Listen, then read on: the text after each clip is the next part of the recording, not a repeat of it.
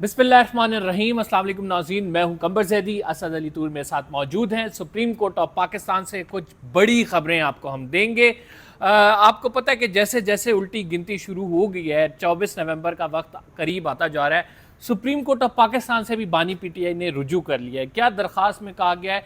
Justice Mansoor और justice Munib, 7 chief justice of Pakistan के हवाले से उन्होंने कहा है कि एक कमेटी बनाई जाए। क्या करेगी वो कमेटी, क्या दरख्वास्त में लिखा गया है, ये हम आपको इस व्लॉग में बताएंगे। दूसरी इंपॉर्टेंट खबर, जैसे ही इमरान खान साहब की डेडलाइन करीब आ रही है, अगले हफ्ते में हम कुछ धमाका खेज cases supreme court of Pakistan में देखेंगे। आज जुमेरात का रोज़ है। आज के दिन आईनी बेंच जो बनने हैं अगले हफ्ते के, उनकी जजेस कमेटी बैठी है। क्या कुछ हो रहा है ये भी आपको आज बताएंगे। साथ जो do and die call Imran Khan साहब की जानिब से दी गई है, इस पर भी थोड़ा सा डिस्कस करेंगे, क्योंकि लीडर्स जो हैं अंदर से जो बातें करके इमरान खान साहब से आ रहे हैं, कुछ जो लीडरशिप है वो परेशान भी दिखाई दे रही है, वो भी इस व्लॉग का हिस्सा होगा। अगर आपने चैनल सब्सक्राइब नहीं किया तो सब्सक्राइब ज़रूर कर लें, बेल का आइकन ज़रूर दबाएं, फेसबुक पे फॉलो करना ना भूलें।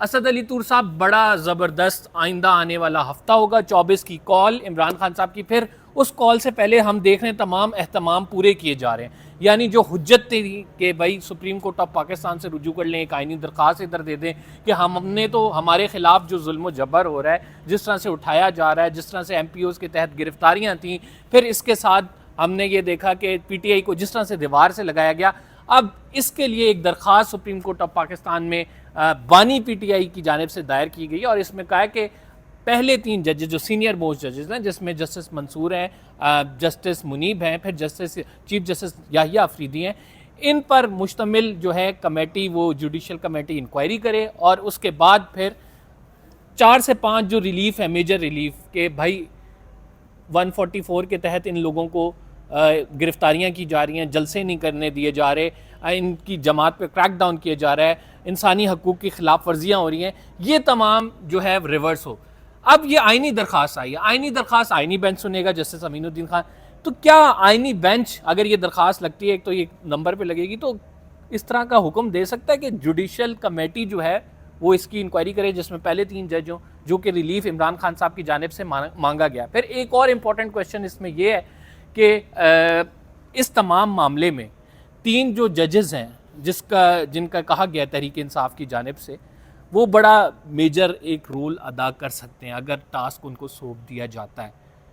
आप क्या समझते हैं कि इमरान खान साहब ने वो जो एक था कि हमने तो सुप्रीम कोर्ट का भी दरवाज़ा खटखटाया, सॉरी सर आपका कोई जवाब नहीं आया, हमने सड़कों पे तब आए हैं जब हमें इलेक्शन कमीशन ने हमें सीटें नहीं दी, जो है हमारे ख़िलाफ़ हमारी पार्टी के ओपोजिशन लीडर को उठाया जा रहा है, हमारी पार्टी का जो सेनेट में ओपोजिशन लीडर है उसको उठाया जा रहा है, जो पंजाब असम्बली में ओपोजिशन लीडर है उसको उठाया जा रहा है। तो ये सर सिलसिला बंद नहीं हुआ, हम रोड पे आए हैं। आप देखिए, ये कहने को तो बिल्कुल यही इमरान खान साहब की टाइमलाइन होगी, यही वो चाहेंगे, लेकिन आपको ये भी मालूम होना चाहिए कि वो जिनसे ये रिलीफ मांगने आए हैं, आपको उन जजेस का भी मालूम होना चाहिए जो आईनी बेंच में बैठे हुए हैं। आपको लगता है इस बेंच के सरबराह, जो सो कॉल्ड आईनी बेंच है, उसके सरबराह जस्टिस अमीनुद्दीन खान PTI को रिलीफ देंगे, जो PTI को सीटें देने को तैयार नहीं थे, बल्कि सीटों वाले फैसले पर अमल दरामद के लिए उन्होंने नोट लिख दिया कि अमल दरामद ही ना करो, वो देंगे रिलीफ। आपको लगता है जस्टिस नईम अख्तर अफगान देंगे, जिन्होंने कहा कि फैसले पर अमल दरामद ही ना करो, मुख्तुस नशिस्तें ही ना दो, वो देंगे रिलीफ। जस्टिस मुसर्रत हिलाली, जिनका दिल दहल जाता है 9 मई से, जिनका दिल 9 मई से दहल जाता है, जिन्होंने 13 जनवरी का फैसला दिया हुआ है, फिर बाद नजरसानी काजी फैसल बल्ला लेके घर भाग गए PTI का, तो वो उस बेंच में भी थी। वो फिर आप कहीं जैसे मोहम्मद अली मजहर, वो भी 13 जनवरी का फैसला और नजरसानी में भी वो मौजूद, वो देंगे PTI को रिलीफ। 4 जजेस तो ये हो गए। फिर आप आ जाइए जैसे जमाल खान मंदोखेल, ठीक है, तो ये लोग आपको लगता है PTI को फैसला देंगे, तो ये आप भूल जाइए, ये PTI को कोई रिलीफ देंगे। और ये कोई कहेंगे कि जो टॉप सीनियर 3 जजेस हैं, चीफ जस्टिस समेत, वो जाके इस चीज़ का तमाम की इजाज़त नहीं है, तो लाइक नहीं, ये ऐसा है जो कभी मिलेगा नहीं PTI को। उनका आईनी हक ज़रूर हो सकता है, उन्होंने मांग भी लिया है, लेकिन ये अब वो सुप्रीम कोर्ट नहीं है, ये वो बेंच नहीं है, ये बुनियादी हकूक़ ख़त्म करने के लिए तो ये बेंच बनाया गया, मादरसत इन्फोर्स करवाने के लिए बेंच नहीं बना हुआ। तो ये मेरे ख्याल में एक लाहासिल से एक ख्वाहिश है, वो पीटीआई ने कर ली है। एहतजाज का उनका जवाब बरकरार रहेगा, और मेरे ख्याल में लेकिन जितना सर ज़्यादा वो ये कह सकेंगे कि हमने सुप्रीम कोर्ट का भी Yes, दरवाजा खटखटाया, बिल्कुल। हाई कोर्ट का भी दरवाजा बिल्कुल, वो खटखटाया, एक- लेकिन हमें रिलीफ कहीं से नहीं मिला, अब हम बिल्कुल। सड़कों पे हैं। बिल्कुल उनके पास एक ये जवाब आ जाएगा। लेकिन अब ये जितना ज़्यादा पीटीआई को आइसोलेट कर दिया गया है, ये तमाम आइनी तरमीम करके, एक्सटेंशंस दे के, सुप्रीम कोर्ट तबाह करके, सब कुछ करके, उसके बाद अब मेरे ख्याल में पीटीआई के पास सवाए सड़क पर लड़ने के अलावा कोई ऑप्शन नहीं है। और उस सड़क पर लड़ने में भी क्या पीटीआई के पास वो लोग हैं जो लड़ेंगे? उनका तो एक वज़ीर आला है, वो एक आता पहुंचते हुए उसको 72 घंटे लगते हैं, वापस जाते हुए उसको, जैसे कहते हैं ना, वो 15 मिनट। आता वो 15 किलोमीटर फी घंटा की स्पीड पर जाता, वापस 240 किलोमीटर फी घंटा की स्पीड पर है। ठीक है, वो तो वो ये बड़ा ट्रिकी है। और मेरे ख्याल में अब ये पीटीआई के लिए शेर आया बन चुका है ये वाला एहतजाज, कि या तो अब वो शेर की तरह आएंगे, तो या एक बार फिर वो शेर आया हो जाएगा। लेकिन इस दफ़ा अगर शेर आया हुआ तो समझिए कि कहानी ख़त्म है, अब मजीद नहीं होगा कि पीटीआई का कार। तो आप ये समझते हैं कि इस दफा अगर हुआ तो बिल्कुल कहानी खत्म होगी? हाँ, मेरे ख्याल में जो इमरान खान साहब ने एक टर्म से मैं उनकी एग्री करता हूँ कि डू और डाई है। उनको भी आइडिया है कि डू एंड डाई है। ठीक है, कि अगर वो अभी भी वही करेंगे कि शेर आया उधर से आए इधर से निकल गए, और फिर अली मीन गंडापुर असम्बली में पहुंच के स्पीच करेंगे कि 12 डिस्ट्रिक्ट पार करके आया हूँ, 12। ठीक है, तो अगर तो वो ये करेंगे तो फिर तो like the party is over, क्योंकि आईनी और कानूनी तौर पर तो उनके पास अब कुछ बचा नहीं है। सड़क पर लड़ने के लिए भी अगर वो तैयार नहीं है तो फिर अच्छा, इसी दौरान जब ये मतलब 24 की कॉल दी गई है, तो अगले हफ्ते में बड़े इंपॉर्टेंट केस एक्सपेक्टेड हैं, जिसमें मखसूस नशस्तों वाला केस और 26वीं आईनी तरमीम के हवाले से कुछ ज़राए ये बताते हैं हमें कि अगले हफ्ते में कभी चांस है इन दोनों के फिक्स होने की, खसूसन 26वीं आईनी तरमीम। तो साथ साथ पैरेलल एक जुडिशल महाज पे भी जंग चल रही होगी और सड़कों वाली जंग का भी ऐलान कर दिया गया है, तो दोनों साइड्स पे हुकूमत को प्रेशराइज होगी हुकूमत। आप क्या समझते हैं? नहीं, अगर 26वीं तरमीम भी फिक्स जो होगी इसी बेंच के आगे फिक्स होगी ना, जिस बेंच को इतनी जल्दी थी कि उसने बैक टू बैक 3 दिन मुसलसल इजलास किया, चौथे दिन भी इजलास हो रहा होगा। ठीक है, और ये आईनी बेंच के आगे जनाब ये केसेस वो केसेस 90 केसेस लगा मारे। ठीक है, और अपनी कारकर्दगी रिपोर्ट दिखाने के लिए सारी इन्फ्रेक्शस पटिशन लगा के खारिज कर रहे हैं। ठीक है, उनको ये इस बात की तो जल्दी है ही नहीं कि वो अपनी हैसियत पहले डिसाइड कर लें कि वो क्या आईनी तौर पर बनते भी थे कि नहीं, क्या बुनियादी हकूक तो नहीं मुतासर हुए 26वीं आईनी तरमीम से। ठीक है, तो जिस बेंच को उस बात की फिक्र ही नहीं, वो ऑलरेडी इस जैसे कहता है एक आईनी बेंच को इतने दिलो जान से गले लगा के बैठा हुआ है। ये इसमें जो जजेस बैठे हुए हैं, ये जजेस बैठ के अपनी ACR लिख रहे हैं अगले चीफ जस्टिस के लिए, अपने हाथों से अपनी ACR लिख रहे हैं जो ये हुकूमत को पेश की जाएंगी। इनके फैसले, इनकी ACR होंगी कि चीफ जस्टिस बनने के लायक है कि नहीं। आपको आज एक और खबर बताऊं कि बिलावल भुट्टो जरदारी नाराज़ हुए और उन्होंने, आपको पता है इनका नाम पहले दिया गया था और उन्होंने अपना नाम फिर विड्रॉ करा लिया, क्योंकि उसकी वजह ये थी, फिर उन्होंने फारूक एच नाइक जो है उनकी जगह आए। तो वजह ये थी कि बिलावल भुट्टो जरदारी साहब चाहते थे कि वो इसमें खुद आएँ, अपनी मर्ज़ी के पीपल्स पार्टी जज लगाए, जो अंदरूनी सिंध से लोग हैं उनको लाकर यहाँ पे जज बनाए। ठीक है, अभी भी उन्होंने ये ख्वाहिश का इज़हार किया कि क्यों नहीं सिंध से आता और क्यों नहीं उनको मौका दिया जाता। तो जुडिशल कमीशन बनाने का तो मकसद ही ये था कि तेरा जज या मेरा जज, और नून से उनका इख्तलाफ जो हुआ है वो इसी बात पे हुआ है। तो इसका मतलब है कि जो 26वीं आईनी तरमीम के ज़रिए अब जो जजेस की इंडक्शन होगी वो तेरा मेरा के ऊपर होगी। और दूसरी इंपॉर्टेंट बात ये है कि यही लोग फिर आईनी बेंच का भी हिस्सा बनेंगे। ज़ाहिर बात है, आपने इंडिपेंडेंट किसी जज को तो बनाना नहीं है, 2 महीने बाद फिर ये आईनी बेंच आपने तरतीब देना है। देखिए, बिलावल भुट्टो साहब की नाराज़गी अपनी जगह पे, लेकिन ये जो कुछ हुआ है 26वीं तरमीम में, ये जुडिशल कमीशन और सब कुछ, इसका बुनियादी मकसद तो इस्टेब्लिशमेंट के अहदाफ है ना जो हासिल होने जाएंगे, तो वो ये जुडिशल कमीशन डिलीवर करता रहेगा। ये आपस में इनके इख्तलाफात रहेंगे, लेकिन ये इख्तलाफात उस हद तक कभी नहीं जाएंगे कि जहाँ पर आप कहें कि इनके रास्ते अलहदा हो सकें, क्योंकि इन सबको इस्टेब्लिशमेंट ने जोड़ के रखा हुआ है, साथ बिठाया हुआ है। इनमें से कोई भी टेबल से उठ के नहीं जा सकता। ठीक है, क्योंकि दरवाजे पे जो बंदूक वाला गार्ड खड़ा है वो बाहर निकलने नहीं देगा। ठीक है, तो वो इनकी कोई, ये सब लोग इस वक्त आप कहें कि ये निज़ाम एक कठपुतलियों से ज़्यादा कुछ नहीं है। पार्लियामेंट में फॉर्म 47 की इलास्टिक की शलवारें थी, तो अब सुप्रीम कोर्ट में भी कोई मामला मुख्तलिफ नहीं रहा। ठीक है, जहाँ पर मुल्क का जैसे तैसे बना हुआ चीफ जस्टिस कहे कि फुल कोर्ट बना लो, तो जस्टिस मोइनुद्दीन खान का हाथ ना खड़ा हो।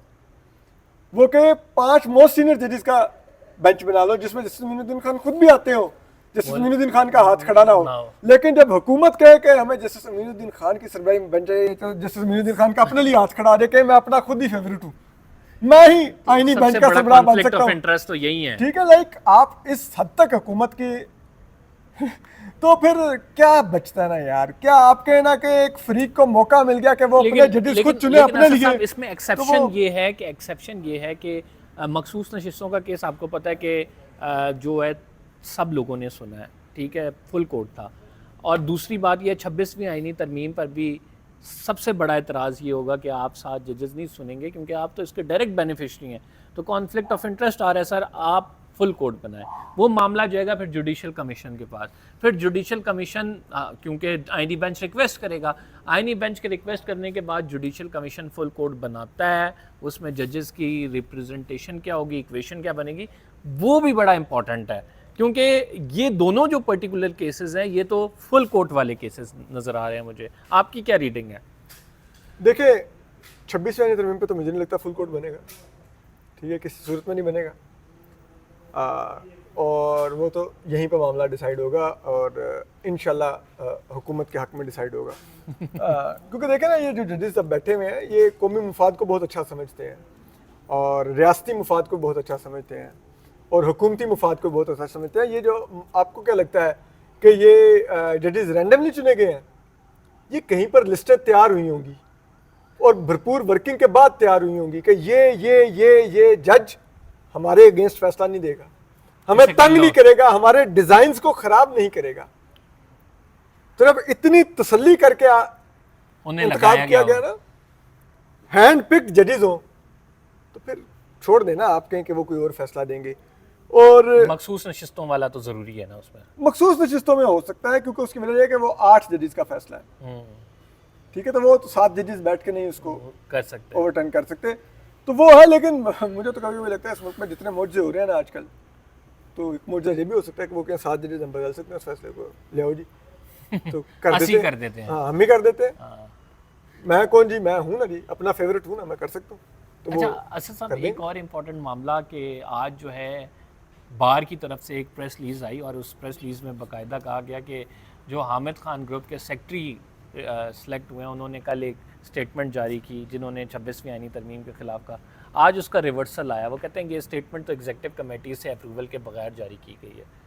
तो basically supreme court bar is divided on the issue और वो हमें पता है कि 2 अलग ग्रुप्स हैं, उनकी अपनी अपनी जहनीत है। तो इस तमाम मामले में जब इमरान खान साहब वकला को भी ये कह रहे हो कि मुत्तहिद होकर निकलना है, सिविल सोसाइटी से भी अपील कर रहे हो, क्या समझते हैं कि कितना इम्पोर्टेंट रोल होगा जो कोई तहरीक इंसाफ के या उनके अलाइन वकला जो हैं हामिद खान ग्रुप वगैरह प्ले कर सके?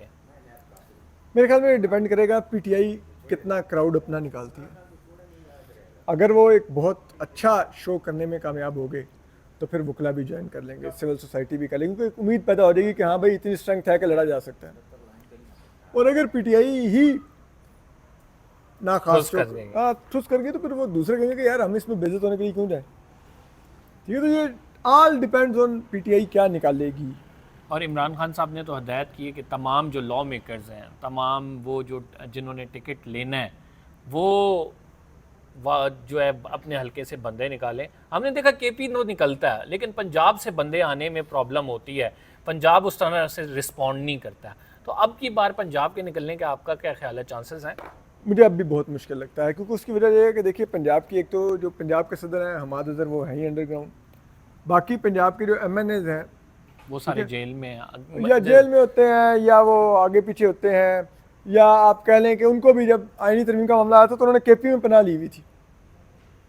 जो इस हद तक आप कह लें कि दीवार से लगे हों, वो पंजाब से कितना क्राउड निकाल लेंगे?